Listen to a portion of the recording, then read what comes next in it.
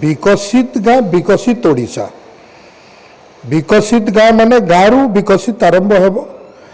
योजना बाटमारणा हेबनी प्रत्येक गाँ को पहुँचब गाँव लोक तांको समस्या विषय बुझा प्रत्येक प्रतिनिधि जाइकरी एवं प्रत्येक गाँव समस्या को दूर कले राज्यर विकसित हेब। सर आउ गोटे कथा जे नुआ सरकार बर्तमान निगम अनेक गुड़े पद खाली अच्छे निगम गुड़ा किसी पर्यटन केबे कौन हम ना आशा कौन सर असुविधा होती निश्चित भाव एतिर किसी असुविधा नहीं समय अच्छी तार तर्जमा करेंगे कैबिनेट बैठक हेब सरकार जो भली निष्पत्ति नेबे दल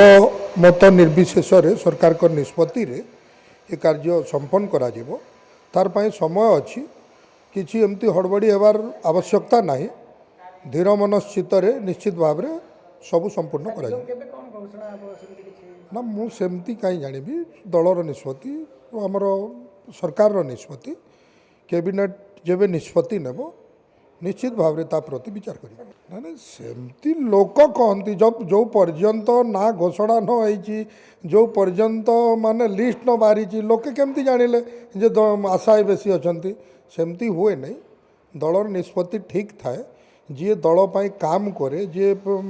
जनसाधारण सेवा करे तांको प्रति निश्चित भाव में दल